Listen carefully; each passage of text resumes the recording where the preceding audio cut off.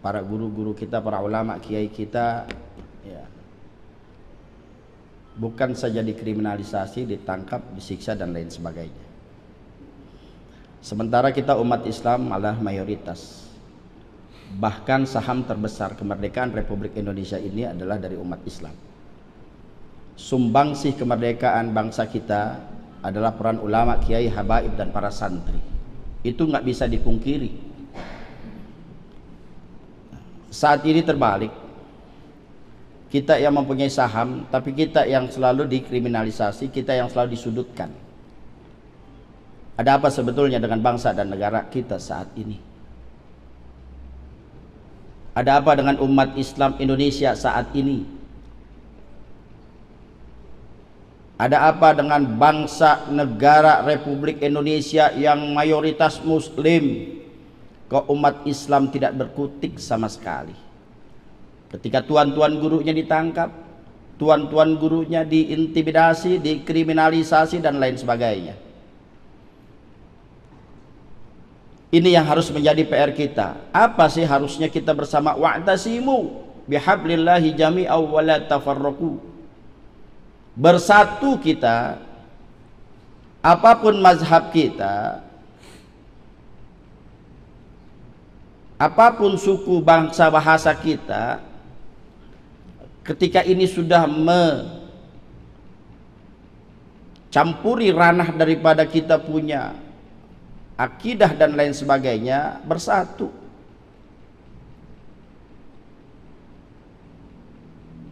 Dan ini mungkin tidak asing bagi kita yang selalu mengkaji, sebab kata baginda Nabi, nanti di akhir zaman umat Islam laksana hidangan di tengah-tengah yang semuanya akan memakannya. Dari kanan memakan, dari kiri memakan, dari depan memakan, dari belakang memakan. Bahkan sahabat bertanya, apakah saat itu umat Islam sedikitlah? Bal antum katsir, kalian terlalu banyak, bahkan mayoritas. Tapi mayoritas kalian laksana buih di tengah lautan. Kenapa? Nggak punya prinsip dalam berakidah, nggak punya prinsip dalam beragama, gampang terombang-ambing. Bahkan ulamanya pun sudah terbelah, terbagi dua. Ada ulama su' dan ulama khair. Siapa ulama khair? Ulama yang menuntun kita pada jalan kebenaran. Ulama yang berani mengatakan yang hak itu hak, yang batil itu batil. Ulama yang akan dibenci, dicaci maki oleh orang-orang munafik dan orang-orang kafir. Itulah ulama-ulama khair yang wajib bagi kita untuk mengikuti mereka, saudara. Dan siapa ulama-ulama so? Ulama-ulama yang hanya memikirkan dirinya, memikirkan kelompoknya, memikirkan organisasinya saja. Dia tidak akan pernah marah ketika agamanya dihina. Dia tidak akan pernah marah ketika nabinya dinistakan. Dia tidak akan pernah marah ketika kitab sucinya dilecehkan, saudara.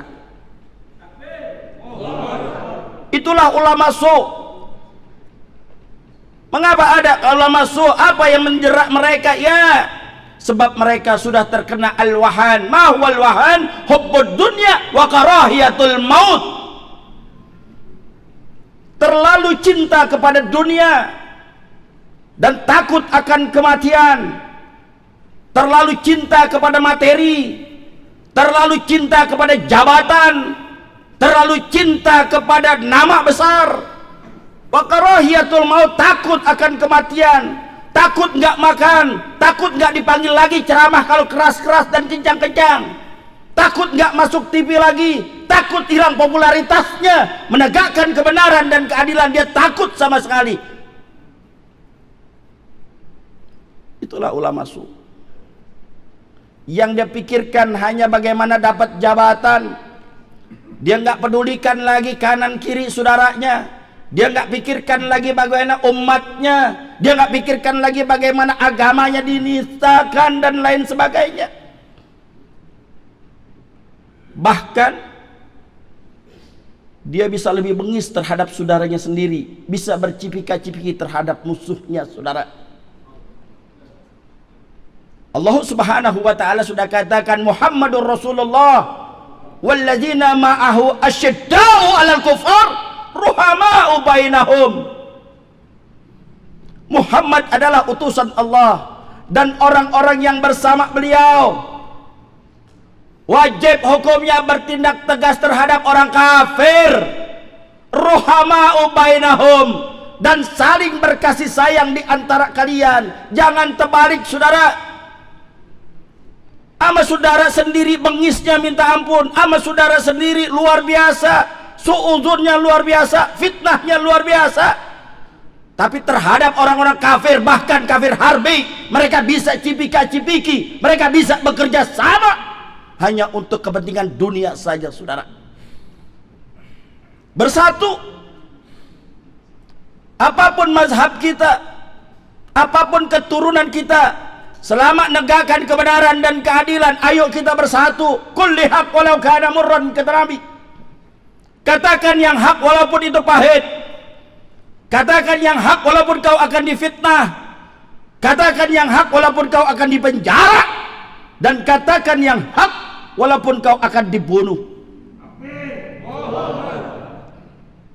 Tidak lain dan tidak bukan, kita kudu bersatu.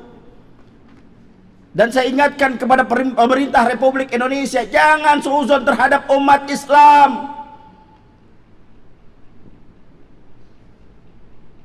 Jangan terlalu a priori terhadap ulama-ulama yang istiqomah, yang ingin menjaga negara kesatuan Republik Indonesia.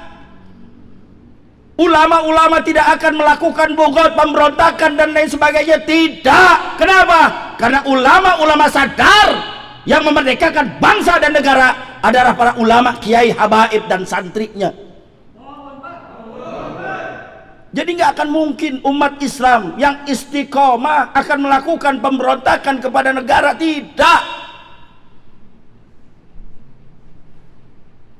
Karena aset saham terbesar negara Republik Indonesia adalah umat Islam. Kenapa begitu takutnya terjadinya Islamofobia dan lain sebagainya?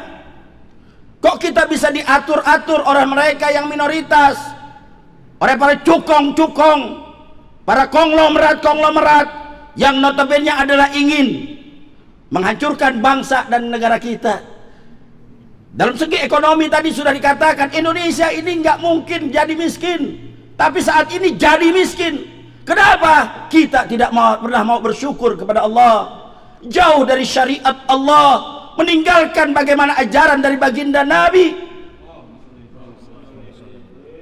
Jauh dari itu semua. Maka kita pesan, ayo bersatu kita, berpegangan teguh kita. Kalau bukan kita, siapa yang akan menjaga negara kesatuan Republik Indonesia? Umat Islam menjadi garda terdepan, sekali lagi menjadi garda terdepan. Ulama-ulamanya menjadi garda terdepan untuk tetap menjaga keutuhan negara kesatuan Republik Indonesia. Andaikan ada yang menghina kita punya agama, wajib bagi kita untuk meluruskan.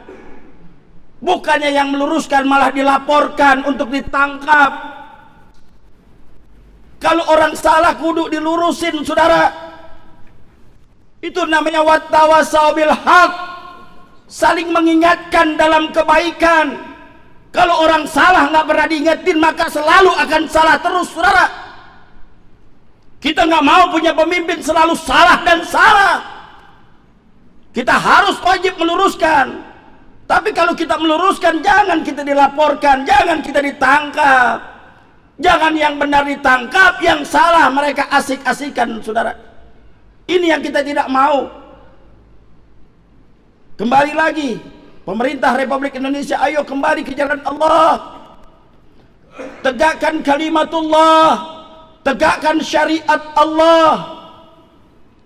Indonesia sudah terlalu jauh daripada syariat Allah. Makanya musibah, malapetaka, bencana tiada akan pernah berhenti di negara kita, saudara. Wattaqu fitnatan la tusibanna alladziina zalamuna minkum khassah wa'lamu annallaha syadidul iqab. Allah sudah ingatkan kepada kita, hati-hati kalian terhadap musibah, terhadap bencana, terhadap malapetaka yang ketika datang kepada kalian bukan saja menimpa orang yang zalim, bukan saja menimpa orang yang ahli maksiat. Kalian yang ada di masjid, kalian yang ada di musola, kalian yang rajin tadarus, kalian yang rajin qiyamul lail, ketika diam ada kemunkaran, diam ada kezaliman, maka Allah yang akan turunkan tentaranya. Apa tentara Allah? Musibah, malapetaka, bencana, itulah tentara Allah. Ayo bersatu. Bersatu kita, ulamanya bersatu, kiainya bersatu, habaibnya bersatu, santrinya bersatu, umat Islamnya bersatu. Tegakkan amar ma'ruf nahi munkar, tegakkan kalimatullah, tegakkan syariat Allah di bumi Indonesia. Insya Allah negara kita akan menjadi baldatun thayyibatun warabun ghafur. Ini yang dapat saya sampaikan, lebih kurang mohon maaf. Wallahul muwaffiq ila aqwamit thariq. Assalamualaikum warahmatullahi wabarakatuh.